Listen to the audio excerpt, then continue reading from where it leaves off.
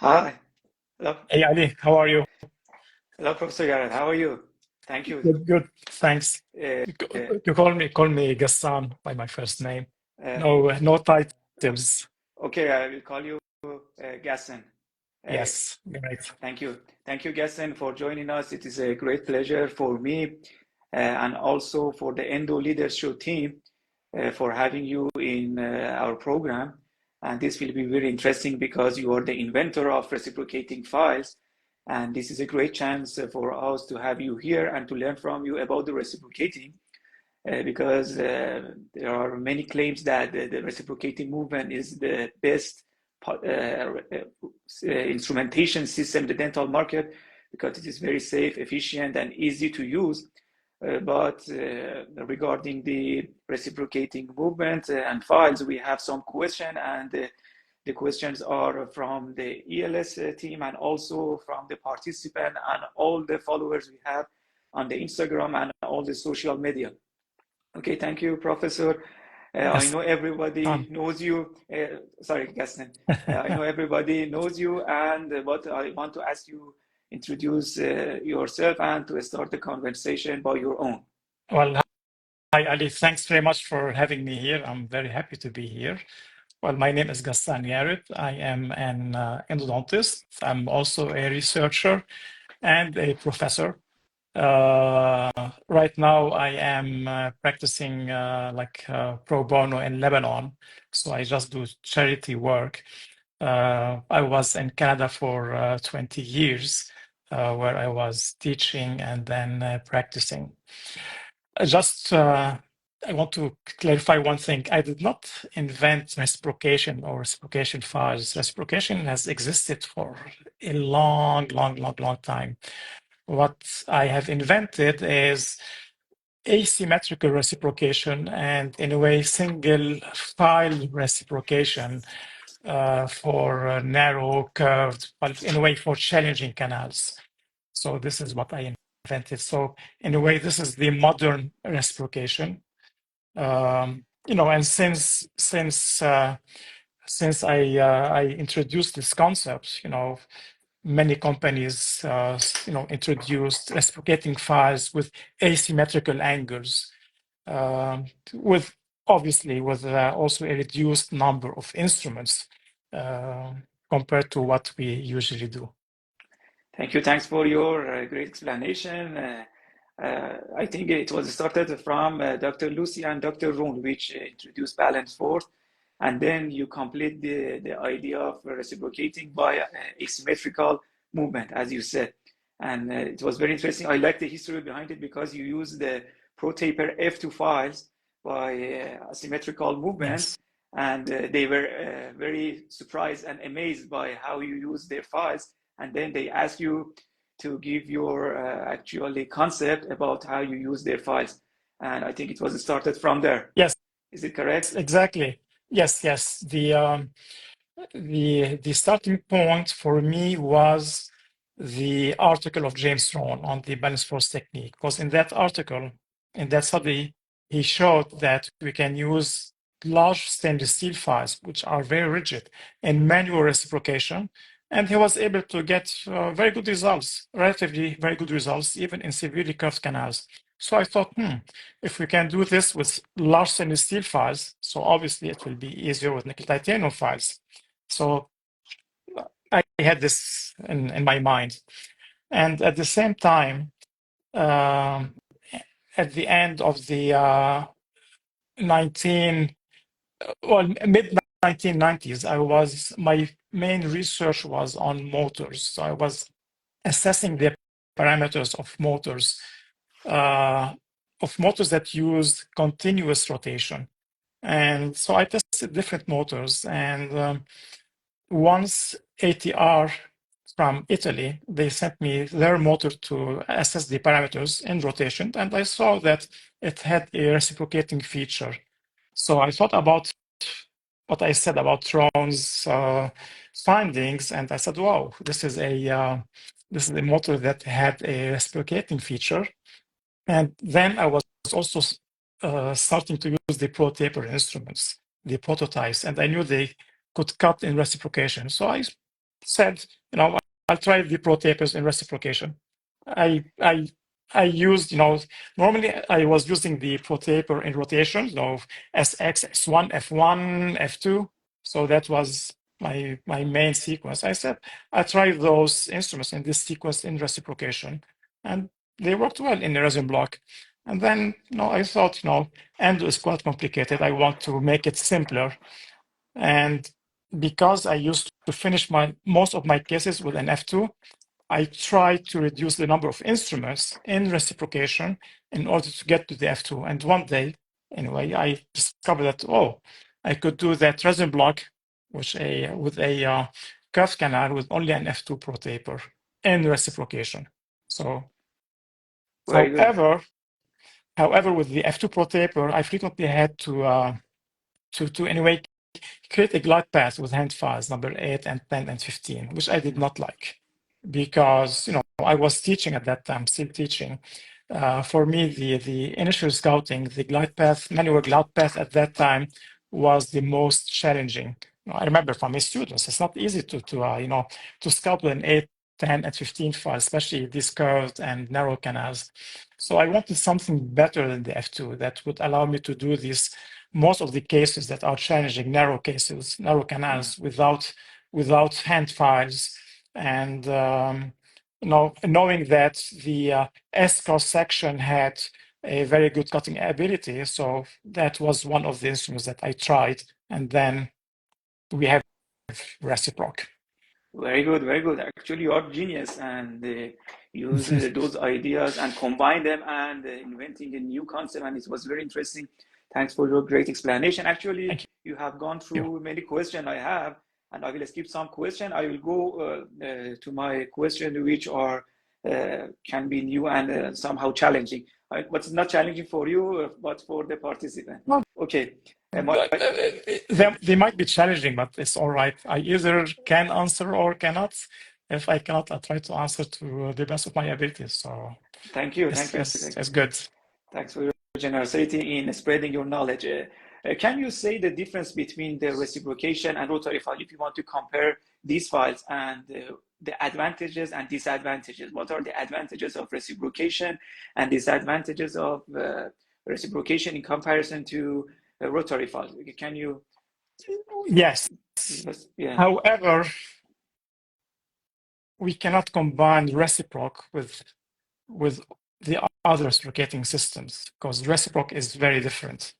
So if I can rephrase your question, how would I compare reciproc to any other system, whether it is a rotary system or a reciprocating system? The main difference is that with reciproc, the majority of the canals, even the narrow canals, the calcified canals, the curved canals, can be shaped without any prior instrumentation. So we do not need to do an initial scouting. We do not need a glide path. The majority of the canals, and again, that is not based only on my experience. This is research after research after research that showed, what I'm talking about here. And this is why I cannot combine reciproc with the other reciprocating systems, because all of the other reciprocating systems, like the rotary systems, they require initial scouting and glide path. For me, the major problem and everything that is different to reciproc is that we need to scout. And scouting, as you may know, as I know, as many clinicians know, can be extremely difficult. I'm not talking about scouting the large canals, which are easy.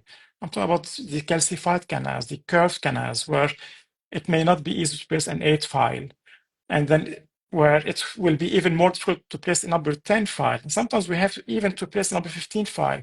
This can be very challenging. And in most of the cases, when we use reciproc, we do not have to go through this certain step.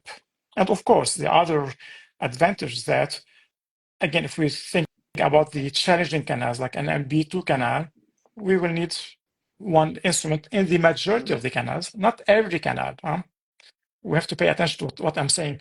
the majority of the canals, not all of the canals. We use only one instrument instead of using, number 8, 10, and then the glide path, and then, this and this and that. So simplicity is also very important, not only efficiency.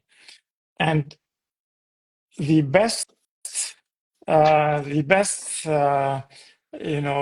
support for the concept, the simplicity of the concept is that since reciprocal was introduced, every company started, introducing a reciprocating system with a reduced number of instruments. Okay, so there is no doubt that the simplicity is there. Safety is there because with reciprocation we have a very low instance of breakage. And again, this is not based only on my clinical experience. This is based on evidence, strong evidence, studies that were done by specialists, postgrad students, undergrad students on extracted teeth and on patients, on thousands of teeth, thousands of canals. And with reciproc, it was shown that the fracture rate is very low. And this brings me to the difference between reciproc and the other systems. If you look at the other systems, whether they are rotary or reciprocating, we don't have evidence about the fracture rate. Maybe the only system which has some evidence is wave one gold. But if you take all of the newest rotary systems, we don't have evidence. And if there is any evidence, it's very weak evidence. And I'm talking about, the newest rotary systems compared to reciproc and reciproc blue, which was evaluated in many, many studies with respect to safety. Very good. Thanks for the great explanation. Actually, I have some question about what you have talked about. I want to ask you about the sequences. As you said, you cannot say that we can prepare all the root canal system with only just one file. Yes. But I have the experience of using R25 Blue, and I was able to completely negotiate, for example, MB2 canal with only just one file and without using any glide path. But I have read an article which by Dr. Jamla in 2024 JOE, and it was mentioned that we can use a sequence of files but it was about for our motion files that we can use in order to prepare the corner part and then go for the rest of the root canal. I want to ask you about the sequences and about the number and type of the file that we can use in order to prepare all the canals. What is your preferences and what do you suggest us to use in any sequences or in any size and taper as you well, choose? This is in a way, this is a controversial topic because this in a way relates to the degree, mainly to the degree of apical enlargement, which is very controversial these days. Now, in my opinion, what I do in my practice, all the changing canals, when I changing canals, I mean very narrow canals, strongly curved canals, and B2 canals, I do not want to enlarge with a file that is larger than the R25. Actually, there are some even routes and canals where I would want to have even a smaller reciprocal instrument, which we do not have yet, but that is coming. And that is, I can tell you from now, that is even a better instrument than the R25. I never thought that I would be able to get an instrument better than R25, but the new smaller reciproc is wow, simply. Okay. Is it on the market or it's going to be? Not yet. Hopefully in the fall. So in autumn, hopefully. Very good, because my next question was about the minimally invasive concept, because the R25 Blue has 8 percentages. I know it is not a constant taper, but the percentage of R25 is not based on the minimally invasive concept. Can we say that we may have, or at least today, we have any reciprocating files that follow the minimal invasive concept? So yes, well, the R25 has an 8% taper, as you said, on 3 millimeters from the tip, and then it has a regressive taper. The maximum diameter at D16 is 1.05 millimeters, so it is 1 millimeter. Exactly. So if we look at the dimensions, actually D16 is not that important. D12 is more important. It's rare to have a canal that is 16 millimeter long. Usually canals themselves, they are between 12 and between 10 and 13 millimeter. But still, if we look at the dimensions, we can say that reciproc is probably less invasive compared to other systems where the maximum diameter is 1.25 millimeter, but it is more invasive than other systems which have smaller sizes. And this is why there are cases, I always present them in my presentation, where I would not use reciproc because I want something that is smaller. And that is why we're introducing, as I said, hopefully in the fall, a new series of reciproc instruments, which are which would fill the gap of minimally invasive. Very good. It was very interesting news and very good news for me. And I'm looking forward to have experiencing using those files. And we will. You will love them. Yeah. I can tell you, you will love them. I'm sure I Yes. will love them because it was designed by you, and definitely it will be very good and very actually amazing. Okay, I want to ask you about the post-operative pain and the apical extrusion about the reciprocating files, because we have some articles. I know there are some controversies, but I want to know your opinion about the apical extrusion of debris and also the apical extrusion of filling material when we want to do root canal retreatment. Because I think one of the most important thing about the reciprocation is that we can use them for retreatment cases, and this is very interesting because you can do treatment and retreatment cases by just reciprocating files. I want to know about this controversy that we have in the literature about the post-operative and the apical extrusion of debris and yes, filling materials. You are choosing the topics that I love because these are in a way controversial, challenging topics.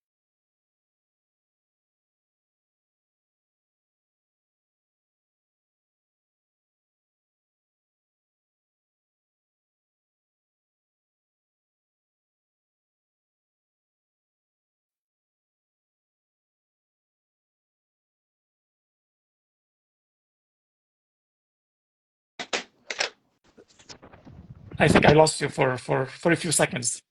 Yeah, sorry, I was lost Yeah. for a few seconds. Can you?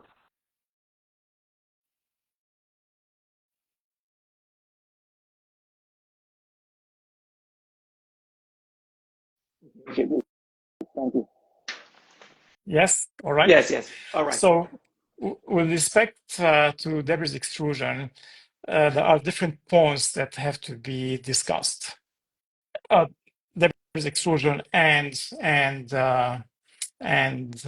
post-operative pain. Well, the first point that I want to indicate that debris extrusion is important to us. Why? For two reasons. Because debris extrusion can affect outcome, healing, and it can affect post-operative pain. With respect to reciproc, if we look at outcome, there is one study, at least one study, but there's one study I remember where they compared reciproc to a rotary system, a full rotary system, and they showed that the outcome was similar. All right. With respect to post-operative pain, if we look at the articles that were published on reciproc and post-operative pain, the results are controversial. Some studies say There's less pain, similar pain, or more pain. Okay. However, in all of these articles, and this is why I love this topic, in all of these articles, there is a major flaw in the methodology. In other words, there is not one article on postoperative pain that is valid scientifically. And that is for one reason, well, different reasons in the methodology. There is not one article on postoperative pain where the authors assessed, for example, the presence before treatment, the presence of a temporomandibular joint disorder. There is no reference to that. And we know that TMJ disorders can cause pain that is referred to teeth. And a patient may not differentiate the pain, may not know that this pain, oh, is from my TMJ, not from a problem. So that is one problem. So when the patients were called for a follow-up, the patient may say, yes, I have pain, but what is the cause of that pain? Is it TMJ pain? We do not know. Is it a tooth pain? We do not know. Is it because there was no contact between the teeth? We do not know. And these are points that were not taken into consideration. Moreover, there is not one study where the patients were actually seen for a follow-up. It was always on the phone. We cannot assess presence or absence of pain, intensity of pain just by calling a patient. If we administer a local anesthetic, the injection may itself sometimes cause some discomfort, and the patient may not know that what they are feeling is probably could be from the injection, from the needle insertion. They may not know that the pain that they are experiencing is because of the irritation of the gingiva, because of a clamp that was misplaced around the tooth. So all of these factors have not been taken into account with respect in the postoperative pain studies. So, but as I said, if we look at those studies in general, regardless of the major flaws that they have, the results are controversial. If, for example, one system would cause more pain than the other systems, normally we will see a trend. In every study, there will be pain with the system compared to the others. I'll give you an example with respect, to explain my point here. When we look at instrument fracture with reciproc, it's not only one study. It's one study after the other, after the other, after the other, after the other. They all showed very low fracture rates. Okay, we do not have this in the postoperative pain from postoperative pain studies. We do not have that. Yeah. Now, that is one. The second point with respect to debris extrusion, I don't know if you or the audience are familiar with the studies on debris extrusion. There is one review that was done by TANALP, TANALP. I think it was in 2017, where he reviewed the methodology of debris extrusion. And he showed that the methodology is irrelevant. The methodology does not reflect at all a clinical situation.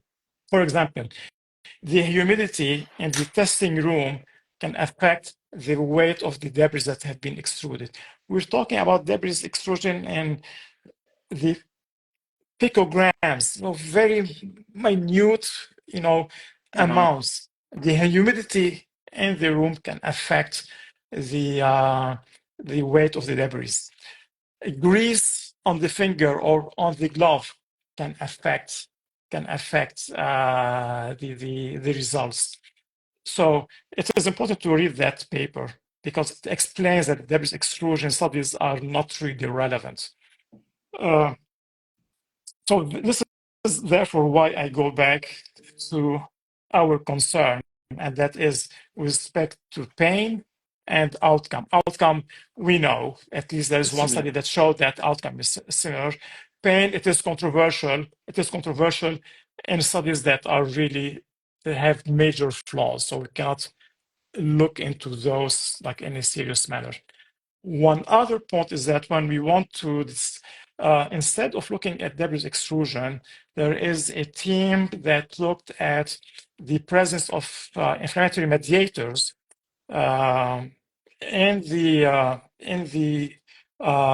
mouth. So what they did, they treated a tooth with reciproc, a tooth that had to be extracted, okay? And then usually they treated premolars that had to be extracted for orthodontic reasons. So on one side, they did reciproc. On the other side, they did not do anything.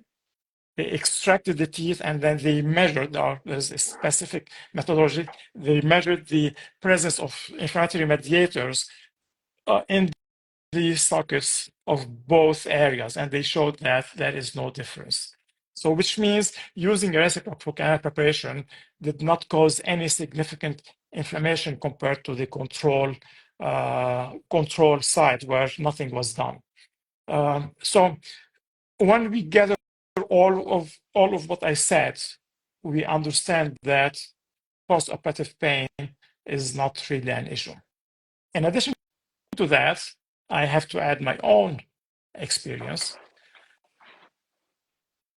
Post-op pain is related to extrusion with the instruments. If we are extremely careful with our working length, if we make sure that if, for example, the length is 21 millimeters, the instrument is always going to 21 millimeters, not sometimes 20, sometimes 22.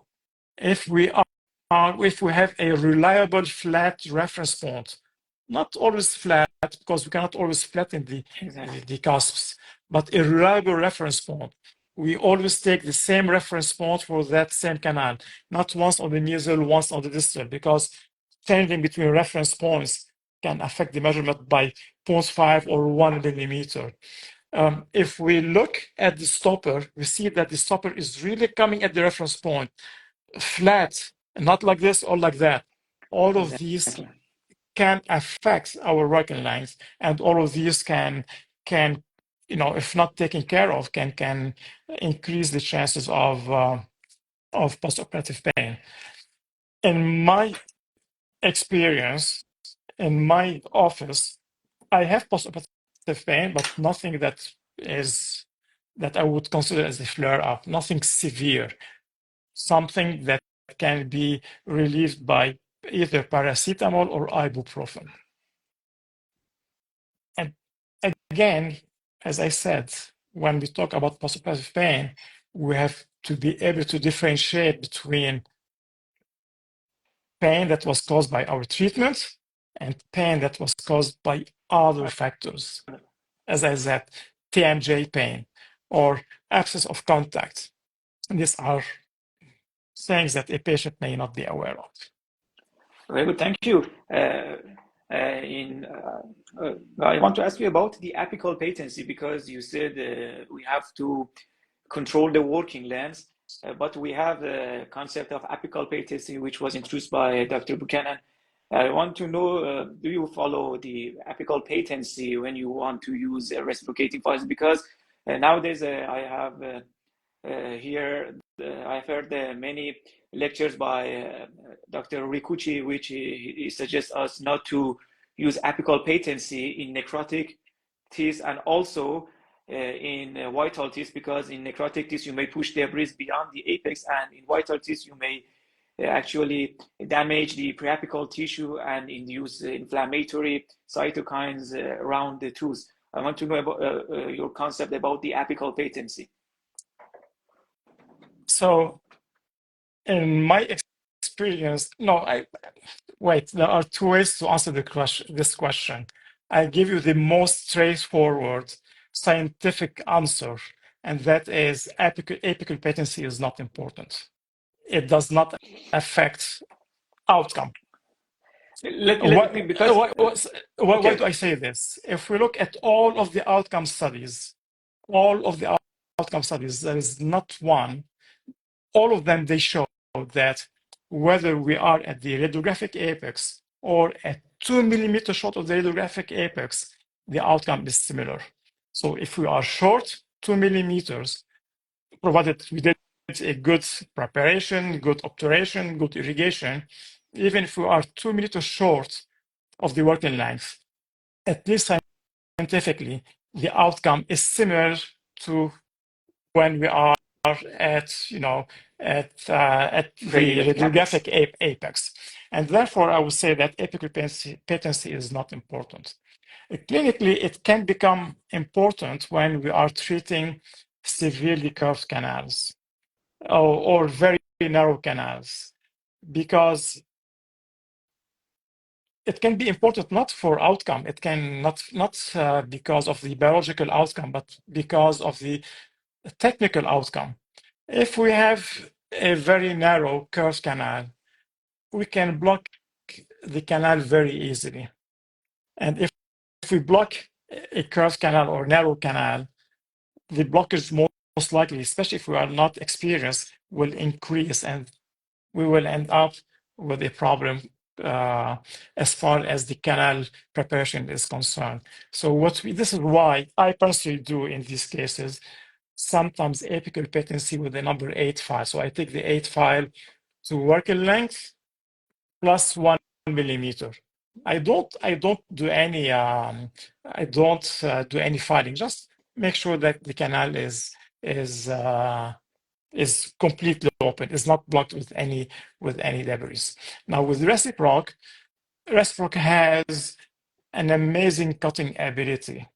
So if you use Reciprocs, as following the directions for use, you won't even need to check patency. It will go in and you will not block the canal as long as we are irrigating normally after a few series of packs. Very good, thank you. I want to mention the NG studies, which was about the outcome of endodontic. Specifically, I have read many articles about the retreatment cases, and gaining patency, apical patency, will increase the chance of success rate. But I think they are not based on the correct methodology. And as you said, nowadays we have a paradigm shift regarding the apical patency, because Yes, when you are able to completely disinfect the root canal system, there is no need to exactly. do any apical patency. We have the same issues for the biofilm, which are attached to the outer aspect of the root, and we do not clean them, but because of the cleanness of the root canal system, the body is able to completely destroy and completely manage those bacteria.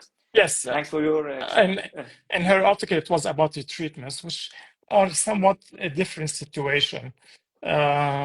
Because in a retreatment, we might have not a blockage from dentine, but blockage from other things in the canal, and that might affect the outcome. yeah, we may have Yes, some mishaps. We may yes, have the blockage because of remnant exactly. materials. Thank you. I want to ask you about the future of the reciprocating files. And let me come to another question, and then I will go for this question. My question is about the reuse of the reciprocating files.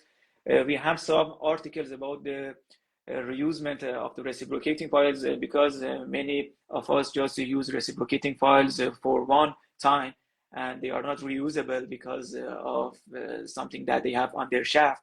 But I want to know, like, can we use them and sterilize them? Because some articles show that there are some changes on the mechanical and the chemical properties of the rotary reciprocating files after a sterilization process. I want to know Yes, about the times and how many times we can use a reciprocating file, and what is your suggestion? And I want to yes, mention a quotation by Dr. Dedius. He has a book which the title is shaping for irrigation. I think cleaning, shaping for cleaning. cleaning. Yeah, shaping Yes. for cleaning. In that text, it was mentioned that we should consider all the rotary files and reciprocating files as a disposable instrument. I want to know your concept about the instrument, specifically the files that we use. Can we reuse them or sterilize them or not?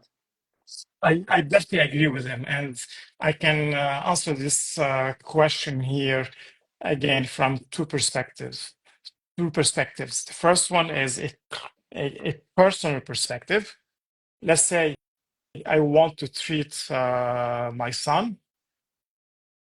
If I have to do a root canal treatment on him, I would not want to use a used instrument. I want to use a new instrument, and I think that makes sense.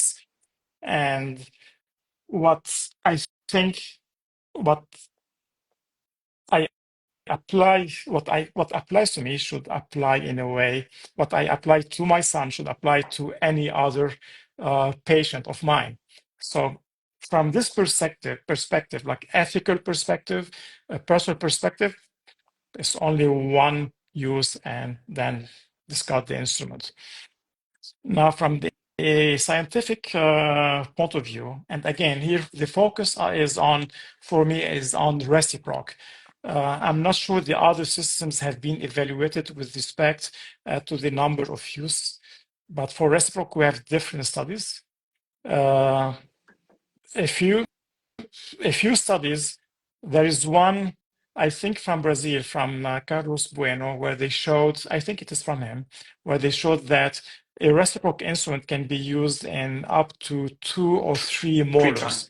Yeah. Yes, easy molars, not severely curved canals or very, very narrow canals. There is one other study, also from Brazil.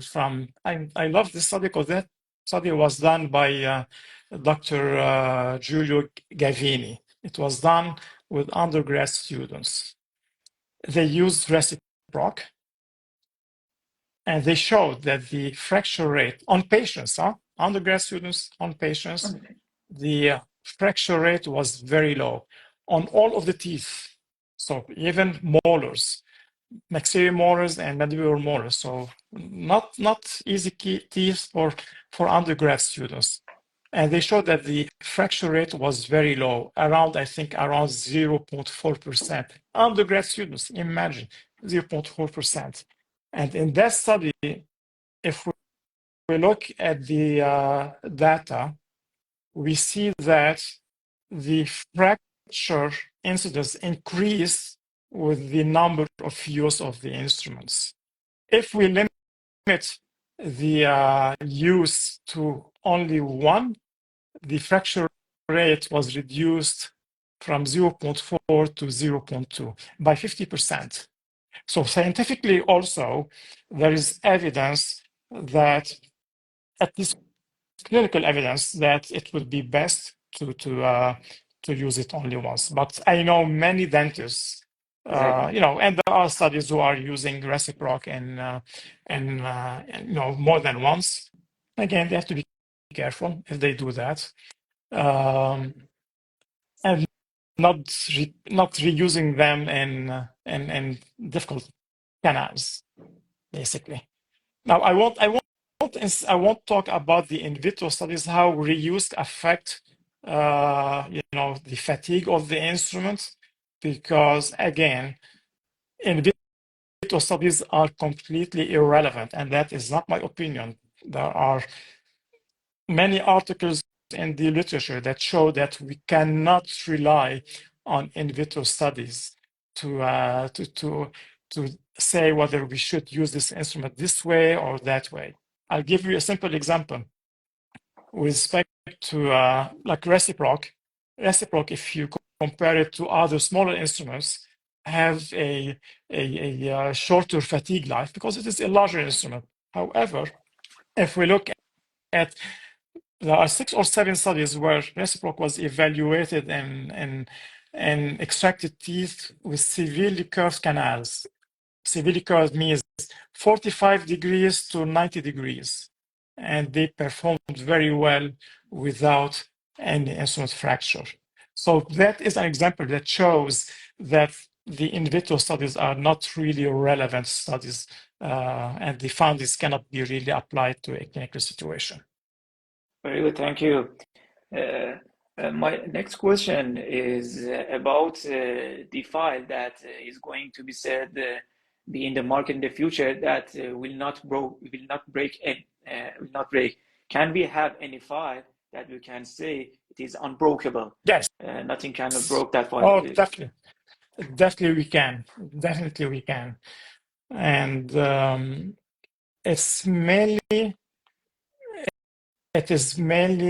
that would be not only because of the instrument itself, the design itself, it is also because, for example, first it cannot be a rotary file. It will be a reciprocating file. When you say rotary, that means fracture. Fracture. There's no doubt about that. So reciprocation so the angles have to be different, and the motors that are used have also to allow different parameter settings. So reciprocation is not only about the angles, it's also about the torque that is used. It is also about the acceleration, the deceleration. So there are multiple factors that would affect the safety of an instrument. And if we work on the instrument design, on the motor parameters that I mentioned, we definitely can have an instrument that will not break in clinical use. It will break in vitro studies, but not in clinical use. Very good. About the setting of the motors, as you said, for example, there are some clinicians that do not have access to VTW silver motors and they want to use R25 blue. How should they set their motors about the torque and about the angles? And also, I want to mention another study. And in that study, I think it was by Iran, which was published on 2023 in JOE, and it was, I think it was a dead use article, and it was suggested we can use the angle of 70 and 30 instead of using 150 and 30 in order to shape the root canal system more efficiently and more safely. I want to know about the angles. Are they constant and can we change them? And about the torque and the speed of the R25 blue. And is there any article or is there any evidences? I know there are some actually secrets about the marketing of the files, but I want to know, can we follow any rules or any special actually consequence, special settings? Yeah. Yeah. So there are a few questions here. With respect to, you mentioned angle 70 and 30. These cannot be used with reciprocal, simply. I did tests for 2 years before reciprocal was launched in order to determine what is the best, combination of angles. And it is what we see in the literature, 150 and 30. Maybe a little bit less, a little bit more. It doesn't really matter, but it is around that. But 70, 30, the instrument will not be as efficient as what we have right now. Now, can it be used with? Can efficient use reciprocal with other motors? Of course they can. Of course they can. I would be lying to you if I said no, they cannot. Of course they can, but they have to be careful. Studies also, not my opinion, studies showed that when we use a different motor, if we set on those motors 150, 30, which are in a way the settings for reciproc, the angles will be different. The actual angles will be different. So even if we see 150, 30 on the screen, the actual angles are different. And this is why on densplized motors and VDW's motors, you will not see the angles because They are actually different. And when we use a different motor, let's say we're using, let's say we put 150, 30 degrees, okay? If we measure the angles, they may be 150 may be higher. Let's say 170 degrees.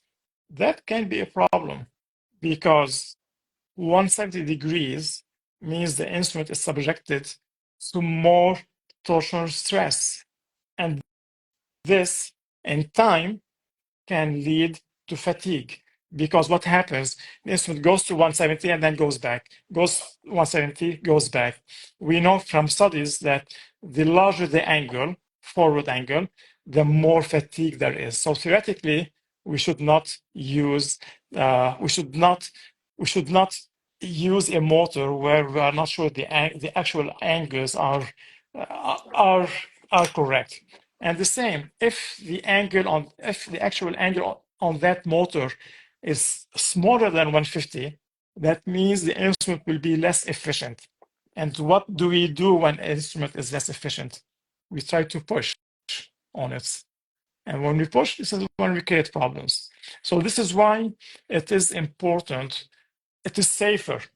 It is safer to use motors from Densify. And I have no interest in saying otherwise at all. Again, if you give me another motor to use on my son, I won't use it. No way I would use it. No way. Because the motor can be quite critical.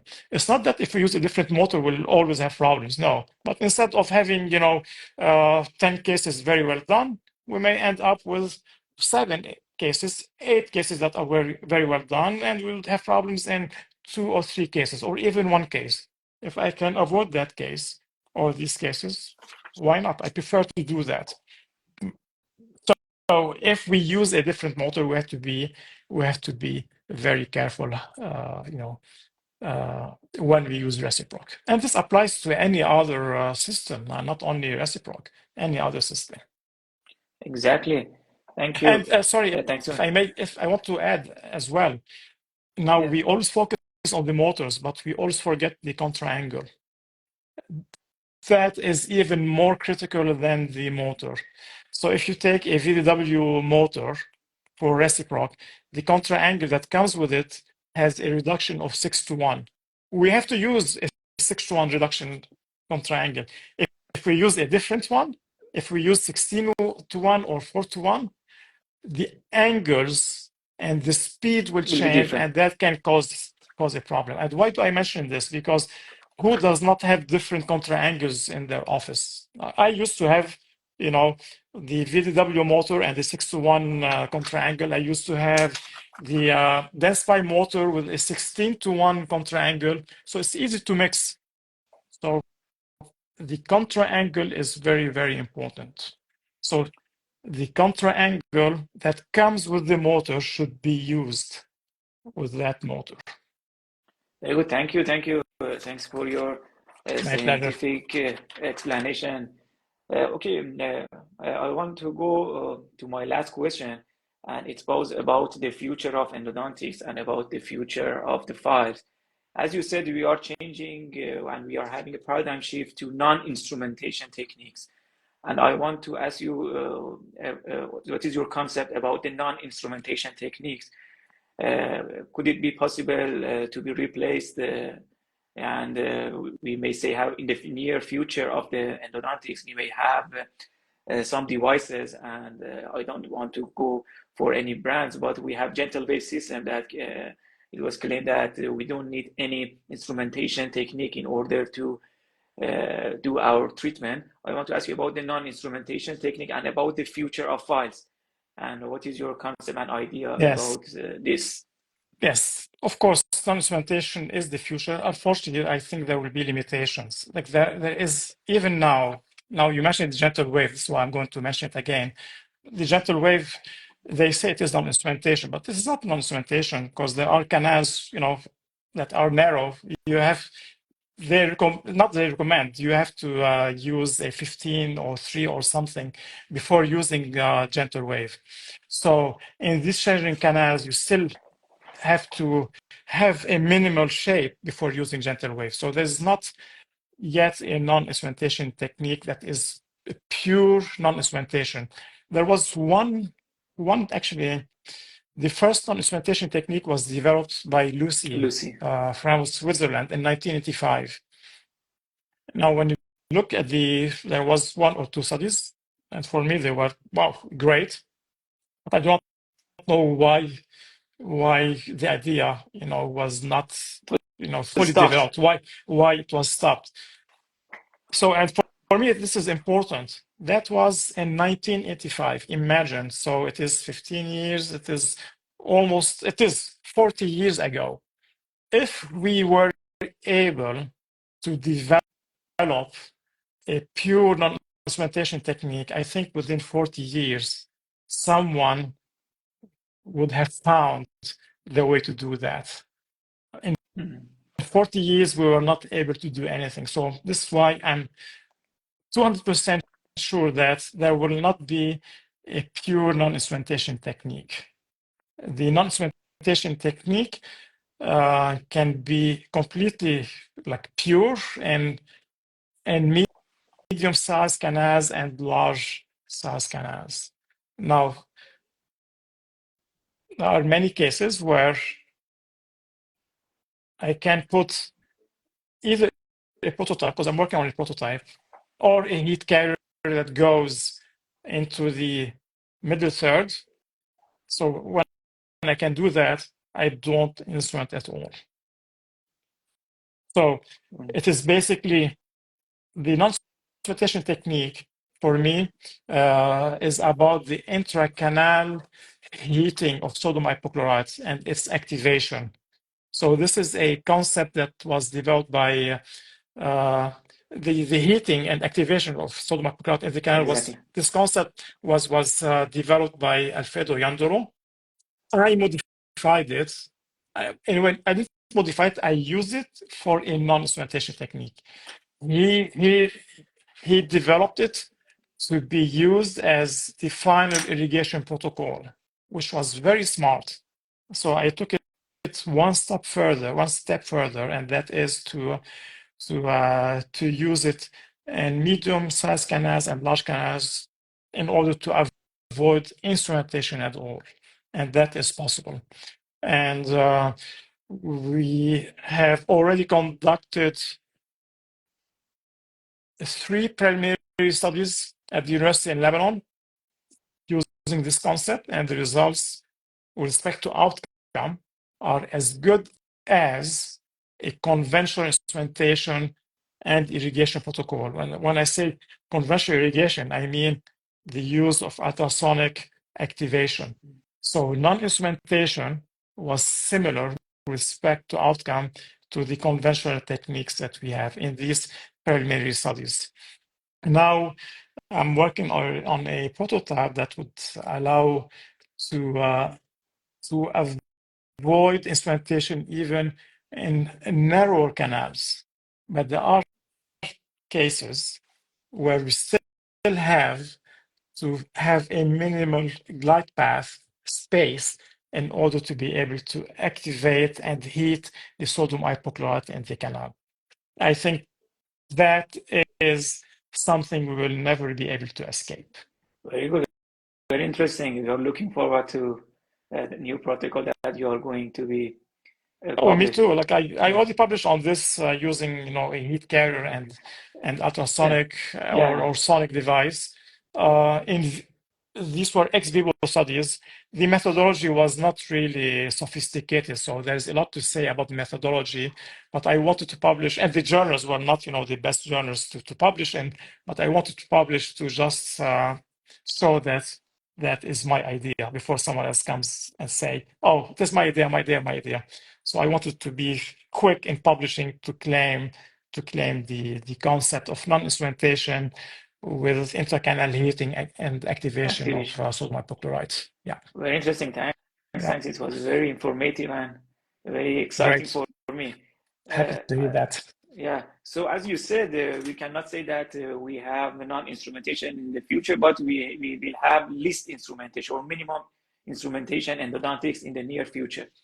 Okay, and my last question is not about the reciprocating, but because you have talked about your irrigation protocol, I want to ask you about your obturation technique, and about specifically about the calcium silicate based sealers.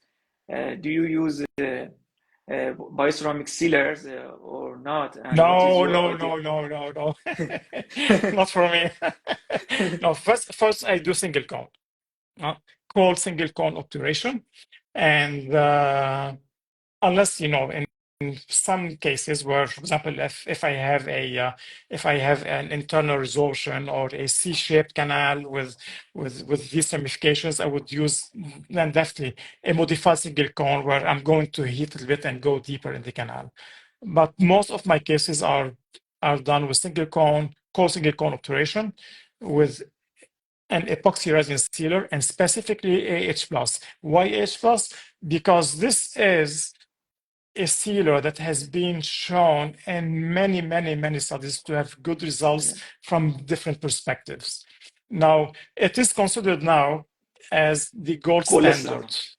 So when we want to compare a sealer, we always compare it to AH plus or an epoxy resin sealer. Now, I'm still not in favor of bioceramic sealers. First, to be honest with you, I don't really see what's the benefit in bioceramic sealers. Biocompatible, all right. We've been using AH plus forever and we don't have problems with biocompatibility.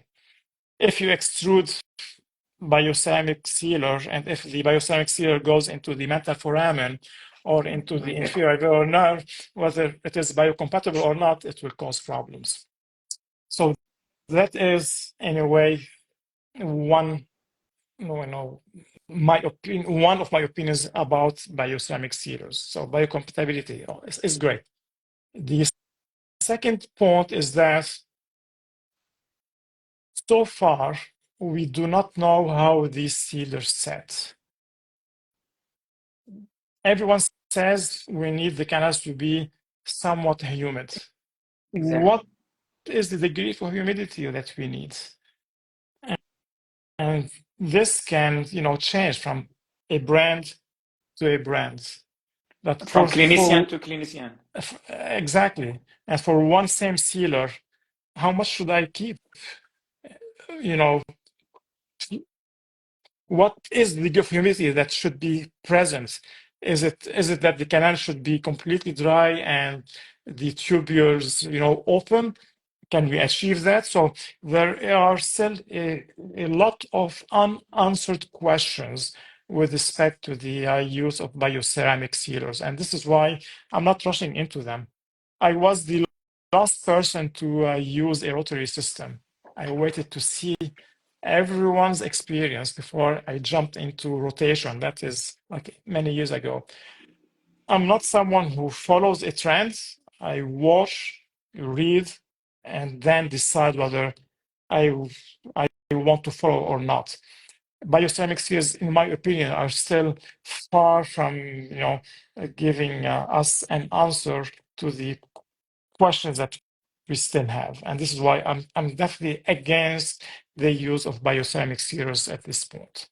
Yeah, exactly. We do not have enough evidences about the bioceramic sealers yet, Yeah. and we need to wait to see what is going to be published about the Yes. bioceramic sealers.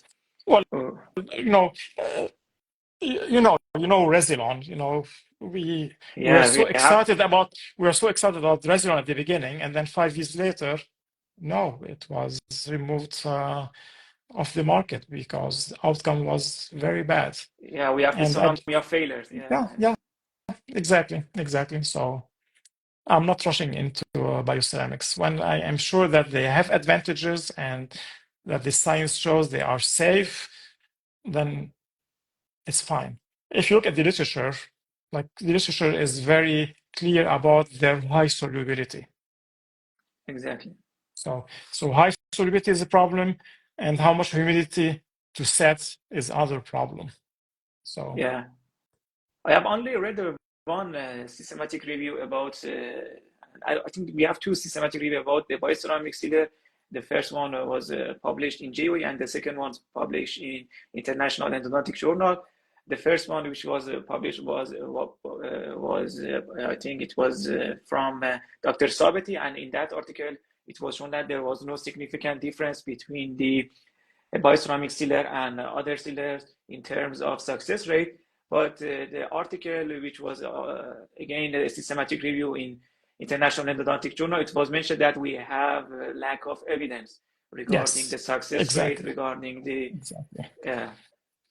Thank you. Thanks for your informative lecture and explanation. Thank you. Okay, my questions are finished, and I want to check the comments to see is there any other question which we have not answered. Let me check the question of the audiences. I think most of them were answered by you. Very good. Yeah, we have answered all the questions. Thank you, Ghassan. It was a very big honor for me and also for the Endo Leaders Show team. I want to give you a brief explanation about the Endo Leaders Show. Endo Leaders Show is a platform which its goal is to produce and spread all the knowledges, specifically by the endo leaders like you and all the experts and all the scientific professors that we have all around the world. And this is a big chance because we know we have now the globalization, and all of us are in one earth, and we can have and we can share our knowledges very easily by the social media. And Instagram, I think, is going to be a good platform, and we can use it very efficiently. I know the Instagram-based dentistry is not good, but we can use the literatures and the articles and the evidence-based completely and spread it by Instagram and other platforms that we have. And Endo Leaders Show is dedicated to spread the evidence-based dentistry, specifically endodontics. Thanks for joining us, Ghassan. It was a great pleasure and honor. If you have any comments and if you have any final words, you're free, and thank you. No, well, first, thank you, Ali, for having me. Although I'm sharing my knowledge, but I believe I also learn from these, podcasts in a way, because, there are questions that sometimes make me think. So that is also for me a learning process. There's really nothing, just I encourage everyone in the audience to get in touch with me if they have any questions, endo questions. I'll not only about reciprocation, anything. If they need help or if there's something that is not clear for them, they can just contact me directly, and then I'll answer them. I always answer, questions. So please feel free to contact me. And good luck with this. This is a great idea, and it is truly a way to share knowledge. Yeah, I agree with you. We are very thankful for your generosity, and we are so delighted that we have the chance of having this insightful conversation with you. Have a good day, and wish you all the best and a healthy life. And I'm looking forward to meeting you soon. Likewise. Thanks, Ali. Thank you. Have a good day. Bye, you too. Bye. Bye till then. Yes, bye.